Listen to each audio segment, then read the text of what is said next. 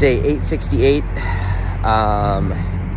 Just am about to leave church and just had the most life-changing, unbelievable experience of my entire life.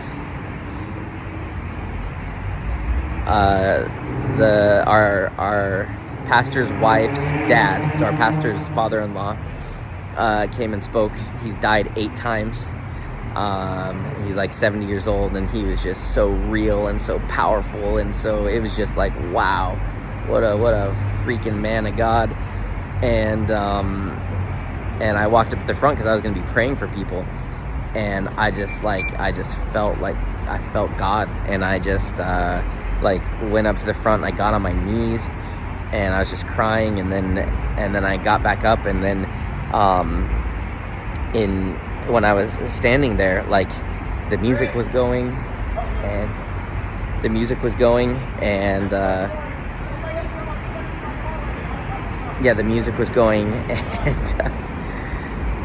and God asked me, he said, what do you want more than anything in the world?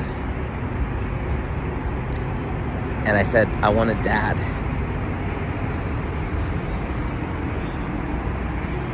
Yeah, I said, I want a dad. And I just started weeping, just crying, because I would not have expected that would be the answer. I would not have expected that. I thought it'd be to change the world, or to get closer to God, or to lead more people back to God, or, I thought it'd be something like that. And the thing that I want more than anything in the world is a dad. So my real dad, I only remember meeting him once. My stepdad, well, not stepdad, but my dad, the one that I call dad, growing up, was a good dad, but he struggled with some alcohol issues, and him and my mom, there's just so much fighting. And then my grandpa, he was an awesome grandpa, but I never felt like I've had a dad. I've had father figures, kind of, but not like a dad. I've always wanted to have, a male figure that I could look up to, that I could talk to, that would be super interested in me and my life and what I'm doing, and that would teach me things and transform me, and just would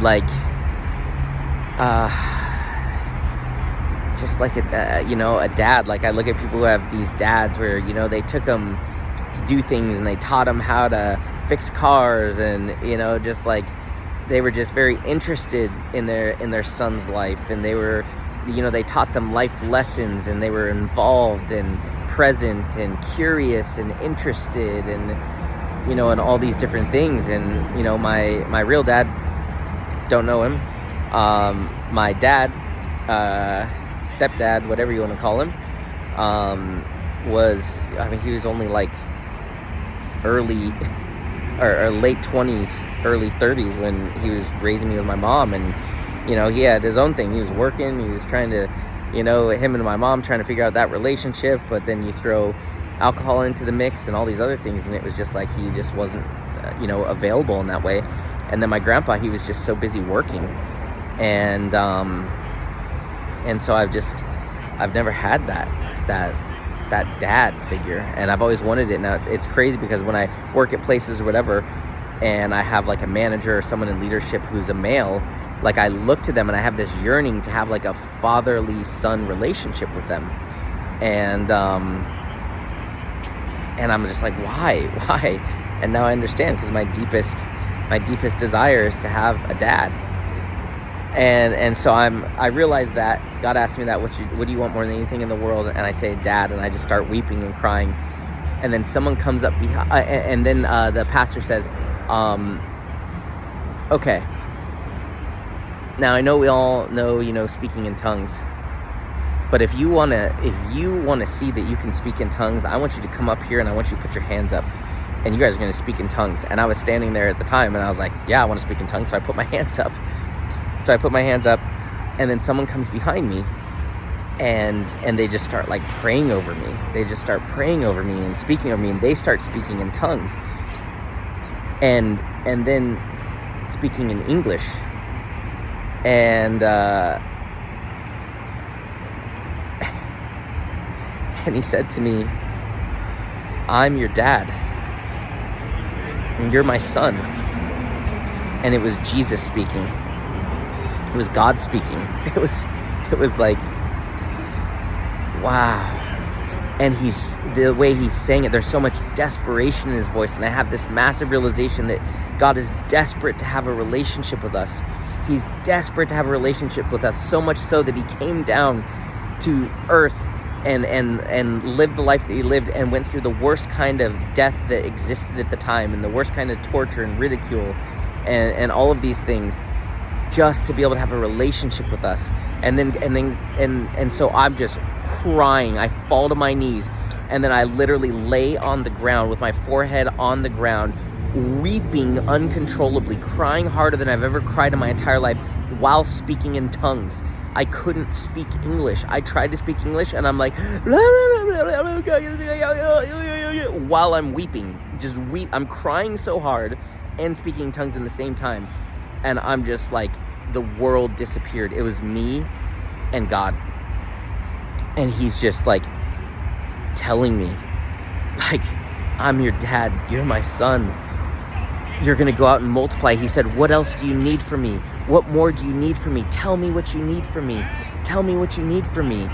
And it was just like this deep, deep, deep love and conviction and night, bro.